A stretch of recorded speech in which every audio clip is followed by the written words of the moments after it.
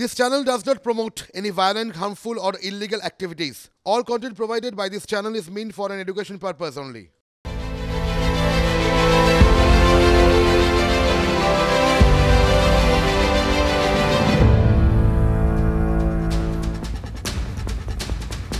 নমস্কার, আপনারা দেখছেন TV9 বাংলা। আর রোববার রাত 8টা আমি শুভজিৎ ঠোঁটকাটা।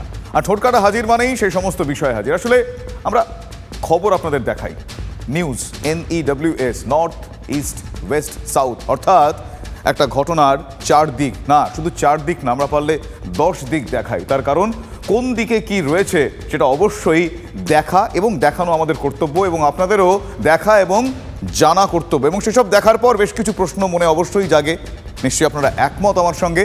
সে প্রশ্নের উত্তর আমরা একসঙ্গে খুঁজি, এবং সে প্রশ্নের উত্তর খুঁজতে হয় সাহসের সঙ্গে। সে প্রশ্নের উত্তর খুঁজতে হয় এবং সে বিষয়গুলো দেখতে হয় এবং দেখাতে হয় চোখে আঙুল দিয়ে। ঠোঁটকাটা প্রতিদিন রাত 8টায় সে কাজটাই করে, আজও তার অন্যথা হবে না। আর শুরু করি তাকে দিয়ে। হ্যাঁ, বিগত কয়েকদিন ধরে তিনি চর্চিত, বহুল চর্চিত। কি বলে শুরু করা যায়? আচ্ছা, এটা বলি, সকালে ছাড়লেন, সন্ধ্যায় বসলেন, বুঝতেই পারছেন নীতিশ কুমারের কথা বলছি। সকালে মুখ্যমন্ত্রিত্ব ছাড়লেন RJD কংগ্রেস বামেদের মহাগঠবন্ধন, আর ঢুকে পড়লেন বিজেপির NDA জোটে। ততক্ষণে সব ঠিক হয়ে গিয়েছে। गठबंधन को छोड़ के नए गठबंधन बनाए थे, इधर आकर के ठीक नहीं लगी है, तो इसीलिए आज हम लोगों ने दे दिया, अलग हो गए। अब आज अन्य पार्टियां एक साथ होकर के जो पहले थी वो अगर आज ही अगर तय करेगी तो आज उसके बारे में फैसला होगा, तो आप जानिएगा, अभी वेट करिए। ততক্ষণে সব ঠিক হয়ে গিয়েছে, তবু হেঁয়ালি রাখার চেষ্টা করলেন নীতিশ কুমার। বিকেলেই নবমবার মুখ্যমন্ত্রী হিসেবে শপথ নিলেন নীতিশ কুমার। শপথ অনুষ্ঠানে ছিলেন বিজেপির সর্বভারতীয় সভাপতি JP নাড্ডা। নীতিশ মাঝপথে ঘর বদলালেন 5 বার। এ ঘরের মুখ্যমন্ত্রিত্ব ছেড়ে ও ঘরের মুখ্যমন্ত্রী হয়েছেন। বিহার তো বটে, এই দেশের রাজনীতিতেও কেউ নীতিশকে ডাকেন ডিগবাজি কুমার বলে, কেউ ডাকেন পাল্টু কুমার নামে। সেই নীতিশই বিরোধী জোট ইন্ডিয়ার প্রথম বৈঠক ডেকেছিলেন পাটনায়। মমতা বন্দ্যোপাধ্যায় বলেন তাঁর পরামর্শেই বৈঠক ডেকেছিলেন নীতিশ কুমার। जी को बोला जी आप पटना में करो, सबको इनवाइट करो। ये भी सोचना चाहिए कि रीजनल पार्टी में वो और रीजन में होना चाहिए, इसके लिए पटना में शुरू किया। নীতিশ বিহারের মহাগঠবন্ধন ছাড়লেন তার হাতে তৈরি বিরোধীদের জোট INDIA। তাতেও জড়িয়ে গেল মমতা বন্দ্যোপাধ্যায়ের নাম। জোটের মুখ হওয়ার ইচ্ছে ছিল নীতিশের, কিন্তু জোটের বৈঠকে কংগ্রেস সভাপতি মল্লিকার্জুন খাড়গের নাম প্রস্তাব করেন মমতা বন্দ্যোপাধ্যায়, সমর্থন করেন অরবিন্দ কেজরিওয়াল। নীতিশের দলের নেতা KC ত্যাগী বললেন কংগ্রেসই কৌশলে মমতাকে দিয়ে খাড়গের নাম বলিয়ে দিয়েছে। कांग्रेस का एक कॉकस इंडिया गठबंधन के नेतृत्व को हड़पना चाहता। अशोका होटल में जो बैठक हुई थी उसमें एक साजिश के तहत इंडिया गठबंधन का नेतृत्व करने के लिए श्री खड़गे का नाम सुझाया गया था। पहली शाम को श्री केजरीवाल जी के आवास पर जब ममता बनर्जी गई थी तो उन्होंने बाहर आकर के प्रेस से कहा था कि कल की बैठक में किसी का नाम प्रस्तावित नहीं होगा। कांग्रेस के उसी कॉकस ने एक साजिश के तहत ममता बनर्जी के द्वारा उनका नाम सुझाया गया। অন্যদিকে তৃণমূল কংগ্রেসের মুখপাত্র তার প্রেস কনফারেন্স শেষ, হঠাৎ মোবাইল ফোন একটা মেসেজ ঢুকলো। দেখেই কুণাল বললেন আরও কিছু বলার আছে। তারপর একটা ফোন এলো, মন দিয়ে অনেকক্ষণ ধরে মেসেজটা পড়ে নিলেন তৃণমূল মুখপাত্র, আর তারপর শুরুই করলেন নীতিশ কুমার বিশ্বাসঘাতক এটা দিয়ে।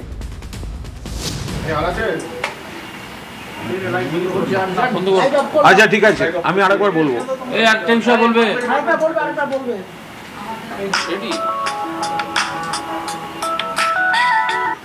হ্যাঁ পেয়ে গেছি। Got it.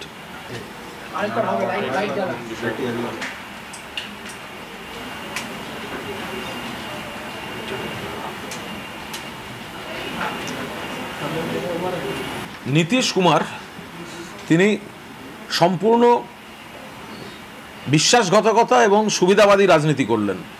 বোঝা গেল যে একে সঙ্গে রেখে চললে ইন্ডিয়ার লাভ হতো না, ইনি চলে গিয়ে ইন্ডিয়ার লাভ।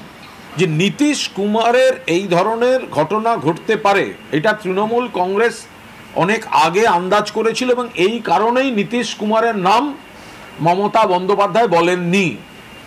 মমতা বন্দ্যোপাধ্যায় জোট ধর্মের নীতি মেনে জোটের বৃহত্তম দল কংগ্রেস, তার বর্ষিয়ান সভাপতি এবং দলিত সমাজের নেতা মল্লিকার্জুন খাড়গের নাম প্রস্তাব করেছিলেন। শুনলেন তৃণমূল কংগ্রেসের মুখপাত্র, মানে মুখপাত্র কুণাল ঘোষ, তিনি কি বললেন, কি কারণে মমতা বন্দ্যোপাধ্যায় সেদিন নীতিশ কুমারের নাম বলেননি সেটা তৃণমূল কংগ্রেসের মুখপাত্র তিনি আজ বলে দিলেন। একেই বলে রাজনীতি, যেখানে নীতি রাজত্ব করে। আর কি কি রাজত্ব করে সেটা তো সময় বলে, আমরা জানিও, সে বিষয়ে কথা বলছি না। কিন্তু এই নীতিশ কুমার বিরোধী জোট ছেড়ে বিজেপির হাত ধরলেন, গেরুয়া শিবিরে এই বিষয় নিয়ে খুশির হাওয়া বইবে তা খুব স্বাভাবিক। বাংলার সুকান্ত মজুমদার, কেন্দ্রীয় মন্ত্রী বিহারের গিরিরাজ সিং, বিহারের প্রাক্তন উপমুখ্যমন্ত্রী সুশীল মোদী সবাই খুশি। সুশীল মোদী কথা শুনলেই বুঝবেন যে নীতিশ পদত্যাগ করার আগেই এই সব ঠিক হয়েছিল, ওয়াজ সেটেল। শুনুন। ইন্ডি জোটের পিন্ডি চটকে গেল। এর আগে মমতা বন্দ্যোপাধ্যায় চটকে ছিলেন, আর এবার নীতিশ কুমার চটকালেন। मुझे डर लग रहा था जिस तरह से प्रेशर पड़ रहा था लालू यादव का नीतीश कुमार जी के ऊपर तेजस्वी को ताजपोशी के लिए, तो फिर बिहार दोबारा जंगल राज में आ जाता। इससे मुक्ति मिली। अब भारतीय जनता पार्टी जंगल राज नहीं आने देगा, लालू जी की ताजपोशी नहीं होने देगा। मुझे पहले से मालूम था कि यह अननेचुरल अलायंस है आरजेडी जेडीयू का, बहुत दिनों तक चलेगा नहीं। आज मुझे खुशी है कि नीतीश कुमार ने मुख्यमंत्री पद से इस्तीफा दे दिया और बीजेपी जेडीयू मिलकर बिहार में सरकार बनाएगी। ইনটিউশন, প্রেডিক্টেবিলিটি, ফোরসাইটনেস, এই শব্দগুলো রাজনীতিতে কখনো কখনো মানে উদ্গম ঘটে দেখতে পাওয়া যায়। কথা বলে everything is fair in love and war and politics two.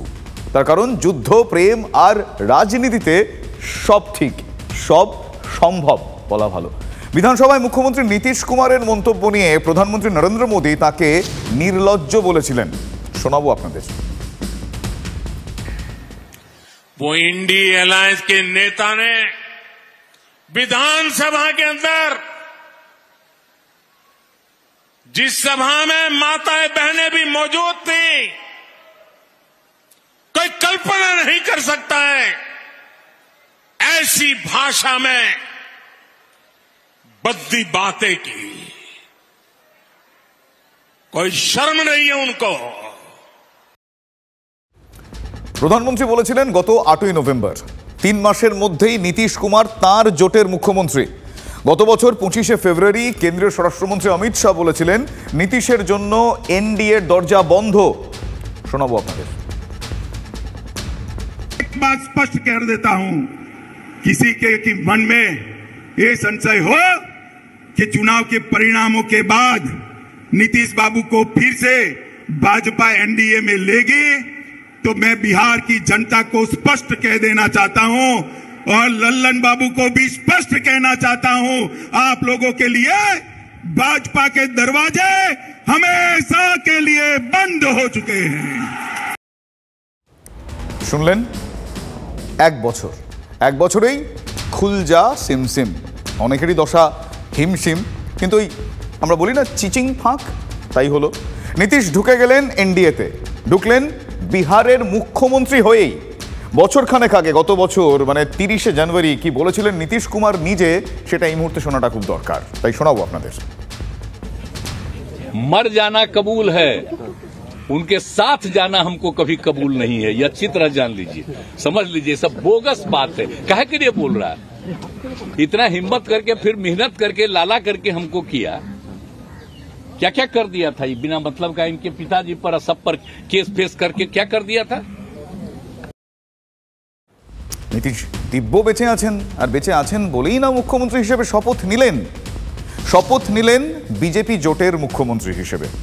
গতকাল পর্যন্ত নীতিশের ডেপুটি ছিলেন তেজস্বী যাদব। নীতিশের ইস্তফার পর তিনি বললেন, বেঁচে গেলাম। বেঁচে থাকাটা খুব গুরুত্বপূর্ণ। और हम तो भाजपा के लोगों को भी धन्यवाद देते हैं, शुभकामनाएं देते हैं। चलो, जनता दल यूनाइटेड को अपने साथ लिया। और आप लिख के ले लीजिए, जनता दल यूनाइटेड जो पार्टी है 2024 में ही खत्म हो जाएगी।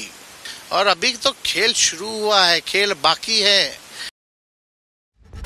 আর নীতিশের এই ঘর বদলকে গুরুত্ব না দেওয়ার একটা ভান করছে কংগ্রেস, কিন্তু মল্লিকার্জুন খাড়গে, জয়রাম রমেশদের কথায় অস্বস্তিটা কিন্তু স্পষ্ট। कि लालू जी से जब बात किया, तेजस्वी से जब बात किया था, उन्होंने बोल रहे थे कि हमको भी ऐसा संशय आ रहा है कि ये हमारे हाथ से चले जाएगा। खैर जा रहे हैं, जाने दो। हम लड़ते रहे, पहले आप और हम मिलकर लड़ते रहे, हम लड़ेंगे। इनको जाना है, जाने दो। गिरगिट हैं, गिरगिट जानते हैं, गिरगिट का रंग बदलते रहता है। ऐसे ही नीतीश कुमार जी अपना राजनीतिक रंग बदलते रहते हैं हर 2 साल 2.5 साल। इंडिया गठबंधन पर उसका कोई असर पड़ने वाला नहीं है। और जब वक्त आएगा, बिहार की जनता नीतीश कुमार और उनके सूत्रधार नरेंद्र मोदी को सही जवाब देगी। কংগ্রেস কি বলছে শোনালাম আপনাদের, কিন্তু তৃণমূল কংগ্রেস কি বলছেন? এরই মধ্যে তৃণমূল কংগ্রেস সুপ্রিমো মমতা বন্দ্যোপাধ্যায় তিনি জানিয়ে দিয়েছেন যে রাজ্যে একাই লড়বে তৃণমূল কংগ্রেস। তার মন্ত্রিসভার নাম্বার 2 কি বললেন? তিনি বললেন, নীতিশ ঘরবদল করায় ইন্ডিয়া জোটে কোনো প্রভাব পড়বে না। বোধহয় বুঝিয়ে দিতে চাইলেন যে রাজ্যে একা লড়লেও তৃণমূল ইন্ডিয়া জোটেই রয়েছে। যারা আমরা বিজেপির বিরুদ্ধে লড়াই করছি, মানুষ যারা ধর্মনিরপেক্ষ মানুষ, বিশেষ করে মাইনরিটি, তারা আমাদের দিকে তাকিয়ে আছে। যদি কেউ বিজেপির সাথে হাত ধরেন, সেই মানুষগুলোর বিশ্বাস ভঙ্গ হবে। ইন্ডিয়া জোটের ভবিষ্যৎ নিয়ে কোনো প্রশ্ন নেই। আমরা ভয় করব না, দুবেলা মরার আগে মরব না। ভয়, লোকসভা ভোটে আসন না পাওয়ার ভয় নীতিশের ঘরবদল, বলছেন ভোট কুশলী প্রশান্ত কিশোর। এখন তিনি বিহারে জনসুরাজ পার্টির প্রধান। কিশোর বলছেন যে আগামী বিধানসভা ভোটে এই জোটের মূল্য চোকাতে হবে কাকে? প্রশান্ত কিশোর বলছেন মূল্য চোকাতে হবে বিজেপিকে। तो उनको 5 सीट भी नहीं आने वाला था, ये तो लोगों को पता था। इसी डर से पहले तो भागे, उनको मालूम था भी खाता नहीं खुलने वाला है, तो भागे भाजपा में। अब इस नई व्यवस्था में जरूर एनडीए के नाम पर, मोदी के नाम पर, भाजपा के लहर में कुछ सीट उनको मिल जाएगा, लेकिन उसका सबसे बड़ी कीमत इस गठबंधन का भाजपा और उनके दल वाले पे करेंगे विधानसभा के चुनाव में। বেশ, বাইরের রাজ্য থেকে এবার আসুন, একটু ঘরের মাঠের দিকে চোখ রাখা যাক। নিজের লোকসভা কেন্দ্রের বাইরে ইদানিং দেখা যায় না অভিষেক বন্দ্যোপাধ্যায়কে। কাল তার কর্মসূচি সেই ডায়মন্ড হারবার লোকসভা কেন্দ্রে আমতলা অডিটোরিয়ামে। সেই হলের উদ্বোধনের পর প্রশাসনিক বৈঠক হবে। ঠিক তার আগের দিন অভিষেকের লোকসভা কেন্দ্রের বিষ্ণুপুরের তপনা প্রাইমারি স্কুলের মাঠে ফুটবল শট মারলেন বিজেপি রাজ্য সভাপতি অভিষেক। ঘটা করে এমপি কাপ করেন, সুকান্ত উদ্বোধন করলেন মোদি কাপের। ফুটবল খেলা উপভোগ করুন, আর আগামী লোকসভা নির্বাচনে এই ডায়মন্ড হারবার লোকসভাতে সত্যি খেলা হবে। আমরা খেলবো, পদ্ম ফুলকে জেতাতে হবে এবং এই লোকসভা আমাদের নরেন্দ্র মোদীকে উপহার দিতে হবে। বিজেপি কি দুঃস্বপ্ন দেখছে? গত লোকসভা ভোটে রাজ্যের মধ্যে সবচেয়ে বেশি ভোটের ব্যবধানে জিতেছিলেন অভিষেক বন্দ্যোপাধ্যায়। জিতেছিলেন 3,20,594 ভোটের ব্যবধানে। অভিষেক পেয়েছিলেন 56.13% ভোট। 56.13% ভোট পেয়েছিলেন অভিষেক, আর বিজেপি পেয়েছিল 33.39%। সেই ডায়মন্ড হারবার জেতার কথা বলছেন সুকান্ত মজুমদার। বিজেপির অঙ্কটা পরিষ্কার।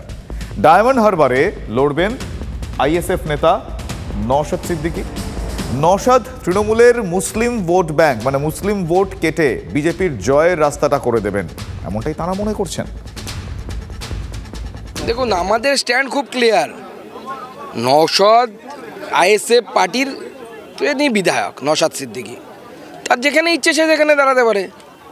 কিন্তু মেন বিষয় হচ্ছে বিজেপি প্রার্থী দেবে ডায়মন্ড হারবারে, এবং নওশাদ দাঁড়াবে না কে দাঁড়াবে তাদের ব্যাপার। বিজেপির প্রার্থী এবার জিতবে ডায়মন্ড হারবার থেকে। বাবুকে আমরা সোনাবাবু করে বাড়ি পাঠিয়ে দেবো এবার। বাবু সোনা যিনি বাংলার যুবরাজ, এবি ঝুঁকেগা নেই, ইডি থাকেগা নেই, তো এই কিছু চলছে যে এখন চলবে, চিন্তা নেই, প্যাকেট হয়ে যাবে। আজ নওশাদ সিদ্দিকীও ডায়মন্ড হারবারের মাঠে গিয়েছিলেন। মোটামুটি নিশ্চিত ভোট যুদ্ধে তিনি লড়বেন অভিষেকের বিরুদ্ধে। নওশাদ বলছেন কি? নওশাদ বলছেন অভিষেককে হারিয়ে কালীঘাটে পাঠিয়ে দেবেন নাকি। আর তৃণমূল বলছে উঠছেন উড়ুন, ভোটের রেজাল্ট বেরোলেই নওশাদের হাওয়াও নাকি বেরিয়ে যাবে। শোনাই। বিগত দিনে অভিষেক বাবু কি করেছে দেখার দরকার নাই। আগামী দিনে নির্বাচন 2024-এ নির্বাচন হবে, ইভিএম মেশিনের সামনে ভোটার আর ইভিএম মেশিন থাকবে, তৃতীয় কাউকে দাঁড়াতে সেখানে দেবে না আইএসএফ। অভিষেক বাবুর পিছু হলে কোন লোককে দাঁড় করাতে পারবে না। আমি এই জায়গায় দাঁড়িয়ে বলে যাচ্ছি ডায়মন্ড হারবার থেকে, অভিষেক বাবু সিএ এর বিপক্ষে ভোট দিয়েছে কি দেয়নি এটা উনাকে জোর গলায় বলতে বলবেন, দেখবেন পিসি ভাইপোর বিষয়ে মুখ খুলবে না। নওশাদ সিদ্দিকী হচ্ছেন বিজেপির হাতের পুতুল। 2021 সালের হোয়াটসঅ্যাপ চ্যাট বিনিময় থেকে প্রমাণিত যে বিজেপির দ্বারা তিনি নিয়ন্ত্রিত, বিজেপির উপর নির্ভরশীল। মমতা ব্যানার্জি কোনোভাবেই চাই না বিজেপি কেন্দ্রে দুর্বল হোক। মমতা ব্যানার্জি সবসময় চাই বিজেপি কেন্দ্রে শক্তিশালী থাকুক। এই বিজেপিকে শক্তিশালীকে দেখিয়ে পশ্চিমবাংলার যে ভোটটাকে পকেটে করে রেখেছে, অর্থাৎ সংখ্যালঘু ভোটটাকে বিজেপির ভয় দেখিয়ে নিজের কাছে রাখতে পারবে। অভিষেক বন্দ্যোপাধ্যায়ের বিরুদ্ধে কেন? উনি যখন মুসলিম সংখ্যালঘু মুসলিম দলের জন্য ওনার মায়া কান্না কাঁদেন, তাহলে শুভেন্দু অধিকারীর বিরুদ্ধে নয় কেন? বা বিজেপির কোনো বড় তাবড় নেতা আছে তাদের বিরুদ্ধে নয় কেন? এটাতে প্রমাণ হয়ে গেল বিজেপির দালাল হিসেবে যে কাজ করছেন। ডায়মন্ড হারবার থেকে যদি কিছু সংখ্যালঘুদের ভোট যদি কেটে নিয়ে বিজেপির হাতটাকে শক্তিশালী করা যায়, এই ভাবনা নিয়ে তিনি এই কাজটা করছেন বলে আমার মনে হয়েছে। তৃণমূলের 2 নম্বর ব্যক্তিত্ব, তার বিরুদ্ধে আপনি সরাসরি একটা চ্যালেঞ্জ করছেন, কতটা আশাবাদী? 100% আশাবাদী, মানুষের প্রতি ভরসা আছে। ইভিএম মেশিনের সামনে ভোটার আর ইভিএম মেশিন থাকবে, অন্য কেউ থাকবে না। গোহারা হারিয়ে আপনার কালীঘাটের মধ্যে পাঠাবো আমরা, সে ভরসা, মানুষের দোয়া আশীর্বাদ ভোট নিয়ে কালীঘাটে পাঠাবো না। তাহলে কি এবারে এখানে বলা যায় আইএসএফ এর মূল স্লোগান চুপচাপ আইএসএফ এ ছাপ? একদম, বেশি হই হই করার দরকার নেই, মিটিং মিছিলে যাওয়ার দরকার নেই, ঝান্ডা নিয়ে যাওয়ার দরকার নেই। প্রয়োজনে তৃণমূলের ঝান্ডা নিয়ে ঘোরো, কোনো সমস্যা নেই। তৃণমূলের ঝান্ডা নিয়ে যাও, স্লোগানটা রাস্তা দেবে, যাও, ভোটটা আইএসএফের পক্ষে আসবে। নওশাদ সিদ্দিকী দাঁড়ান, ভোটের ফলাফল বেরোলে আপনার গ্যাস বেলুনের হাওয়া ফুরিয়ে যাবে। এখন উড়ছেন তো আবার মাটিতে নেমে আসবে। 4 লক্ষের বেশি ভোটে অভিষেক বন্দ্যোপাধ্যায় জিতবেন। আসলে রাজনীতির প্রাঙ্গণে যেরকম বাণী শোনা যায়, ভবিষ্যৎবাণীও শোনা যায়, তাই আমরা শুনছি। আর 2 দিন আগে মমতা বন্দ্যোপাধ্যায় তিনি চড়িয়েছিলেন সুর, রাজ্যের বকেয়া না মেটালে বৃহত্তর আন্দোলন। কেন্দ্রকে 7 দিনের ডেডলাইনও বেঁধে দেন তিনি।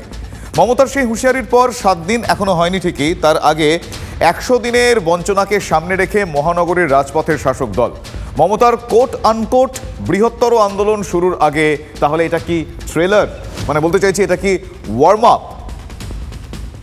দলীয় কর্মীদের সঙ্গে নিয়ে ফিরহাদ হাকিম, দেবাশিস কুমার, বাবুল সুপ্রিয়রা হাঁটলেন গোলপার্ক থেকে গড়িয়াহাট মোড় হয়ে। বঞ্চনার প্রতিবাদে মিছিল করলেন তারা, মিছিল গিয়ে পৌঁছলো হাজরা মোড়। সেখানে সভা হলো, কেন্দ্রের বিরুদ্ধে সুর চড়ালেন মমতার মন্ত্রিসভার নাম্বার 2 ফিরহাদ হাকিম ওরফে ববি। অত্যাচার করতো সিপিএম আর আজকে অত্যাচার করছে বিজেপি। একটা সময় আসবে যখন বিজেপি আসবে না। এখন আপনি লাপাচ্ছেন, 3টে স্টেট নেওয়ার পরে লাপাচ্ছেন। বাংলায় কিছু ছাগলের খাট বাচ্চা আছে যারা অমিত শাহর অপেক্ষায় দাঁড়িয়ে থাকে, যারা নরেন্দ্র মোদীর অপেক্ষায় দাঁড়িয়ে থাকে, নাড্ডার অপেক্ষায় দাঁড়িয়ে থাকে। তারা আসলে ট্রেন ট্রেন ট্রেন ট্রেন করে লাফায়। 24-এর লড়াইয়ে বিজেপির প্রবল হিন্দুত্বের জিগিরে বঞ্চনার অস্ত্রেই কি তাহলে শান দিতে চাইছে তৃণমূল কংগ্রেস? তাই থমকে যাওয়া অভিষেকের আন্দোলনকেই কি ফের সপ্তমে চড়াতে চাইছেন সুপ্রিমো? এ প্রশ্ন উঠবেই।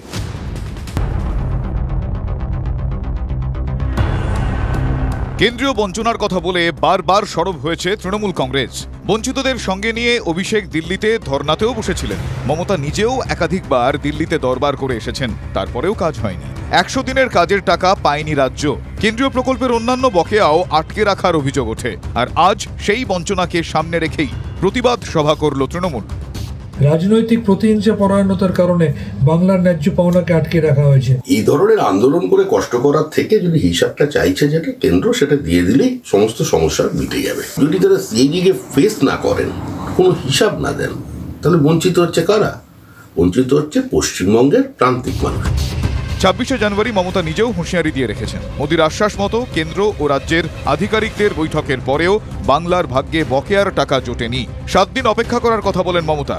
মুখ্যমন্ত্রীর সেই হুঁশিয়ারিকে যদিও গুরুত্ব দিতে নারাজ বিজেপি। এসব কথা কেউ গুরুত্ব দেয় না, সব ফাঁকা আওয়াজ, ফাঁকা কলসির আওয়াজ বেশি, ঢপবাজ। আন্দোলন তো আগেও হবে শুনেছিলাম, দুর্গাপুজোর পরেই আন্দোলন হবে, 5 লক্ষ মানুষ দিল্লি থেকে গোটা দিল্লি অবরুদ্ধ করে দেবেন। তো রাম পুজোও তো পেরিয়ে গেল, দুর্গাপুজো তো দূরের কথা, আন্দোলন তো দেখলাম না। উনার ভাইপো ডেডলাইন দিয়েছিলেন দিল্লিতে, রাজভবনের সামনে বলছিলেন যে উঠে গেলাম এখান থেকে, রাজ্যপাল দেখা করলেন, আসছি, উঠবো না। কবে থেকে উঠবো না? 1 নভেম্বর থেকে। কত সালে? 2023 সালে। কমাস হয়ে গেছে? 3 মাস হয়ে গেছে। তৃণমূল কংগ্রেস মাঠে নেমে আন্দোলন করলে তার ঝাঁজ কোন জায়গায় যেতে পারে সেটা নিশ্চয়ই মোদী সাহেবের জানা আছে। পথে নেমে যে আন্দোলন তৃণমূল করবে, সেই তৃণমূলের আন্দোলন নরেন্দ্র মোদী অমিত শাহের চেয়ারটা টলিয়ে দেবে, এটা মাথায় রাখা দরকার। মিথ্যা লগ্নে জন্মেছেন পিসি ভাইপো, মিথ্যা কথা ছাড়া সত্যি কথা বলেন না, বাজার গরম করা কথাবার্তা। ছাগলের থাট বাচ্চা জানে না যে বাংলার অগ্নিকন্যা মমতা বন্দ্যোপাধ্যায় দীর্ঘদিন ধরে বাংলার মানুষকে সেবা করেছে। লোকসভার আগে তৃণমূল কি শুধুই বাজার গরম করার জন্যই বঞ্চনার অভিযোগ তুলছে? মমতার হুঁশিয়ারিতে সবকিছুর মতো বামেরা সেটিংই দেখছে। তার মানে বুঝতে হবে যে কিছু একটা কথাবার্তা হয়ে গেছে, এভাবেই সেটিং হয়। মমতা যখন 1 সপ্তাহ বলেছেন, তার মানে উনি এর মধ্যে দাঁড়িয়ে যেভাবে কংগ্রেসকে গাল দিয়েছেন, সিপিএমকে গাল দিয়েছেন, তার পুরস্কার স্বরূপ কিছু টাকা পাবেন, এটা বোঝা যাচ্ছে। এর আগে রাজ্য সরকারকে দেখা গিয়েছিল, এবার বাছাই করা পুজো কমিটিকে টাকা বিলোচ্ছে কেন্দ্র। তাহলে মমতার দেখানো এই কোটানকোট খয়রাতির পথে কি বেছে নিলেন মোদী শাহরা? টাকা মানে আমার আপনার টাকা, সেই টাকা নিয়ে পুজোর চাঁদা দেওয়ার মধ্যে দিয়ে নিজেকে দেবী বানাবেন, কোথাও কোথাও নিজেকে মাসিয়া বানাবেন। বাঙালির যে আবেগ, সেই আবেগটাকে পয়সা দিয়ে খরিদ করার চেষ্টা করছে। আপনার চোখে দুর্গাপুজো হচ্ছে একটা কালচারাল অনুষ্ঠান। আপনার টাকা আছে, টাকা দিন, 60,000-এর জায়গায় 1 লাখও যদি পারেন দিয়ে দেন, কোনো অসুবিধা নেই। কিন্তু দয়া করে সনাতন সংস্কৃতিকে ধ্বংস করে পুজোকে উৎসব বলে বলবেন না। এটার মধ্যে বাহাদুরি কিছু নেই, এটার মধ্যে শুধু লুকিয়ে আছে টাকার দিলাম তোমাকে, আগামী দিনে ভোট করতে হবে। এটা হচ্ছে এই চাঁদা দেওয়ার পিছনের মূল অভিসন্ধি। এটা তো সংস্কৃতি মন্ত্রকের কাজ, যে সংস্কৃতির পরিমার্জন পরিবর্ধন করা। তো যেহেতু বাংলার দুর্গাপুজো কেন্দ্রীয় সরকারের সহযোগিতায় এবং সংস্কৃতি দপ্তরের সহযোগিতায় ইউনেস্কোর হেরিটেজ তকমা পেয়েছে, দুর্গাপুজো পেয়েছে, মাইন্ড করবেন, দুর্গা উৎসব না, কিন্তু দুটোর মধ্যে পার্থক্য আছে। কারণ মুখ্যমন্ত্রী তো বলেন পুজো সবার না, উৎসবটা সবার। এক্ষেত্রে একটা প্রশ্ন আছে যে দুর্গাপুজো তো শেষ হয়েছে অক্টোবর মাসে, তাহলে লোকসভা ভোটের মুখে কেন অনুদান দেওয়ার কথা মনে পড়লো? পুজোয় রাজনীতিকরণে বাঙালি মোটামুটি অভ্যস্ত। তৃণমূলের সঙ্গে টক্করে বিজেপি। প্রতি বছর রাজ্যের অনুদানের অঙ্কও বাড়ছে। রাজ্য কেন অনুদান দেয় মমতা সে ব্যাখ্যাও নিজের মতো দিয়েছেন। এবার বাংলায় আবার এক স্বেচ্ছাসেবী সংস্থার সঙ্গে হাত মিলিয়ে 35টা ক্লাবকে চেক তুলে দিল ভারতের সংস্কৃতি মন্ত্রক। 25টা ক্লাব পেল 50,000 টাকা, 10টা ক্লাব পেল 1 লক্ষ টাকা করে। 35টি ক্লাবের মধ্যে সুকান্ত, শুভেন্দু, সজল ঘোষদের মতো বিজেপি নেতার পুজোও রয়েছে। যদিও শুভেন্দুরা অনুদানে স্বজন পোষণের অভিযোগ মানতে নারাজ। ওরা সিলেকশন করেছে, আমি সব ক্লাবে আছি, আমার নাম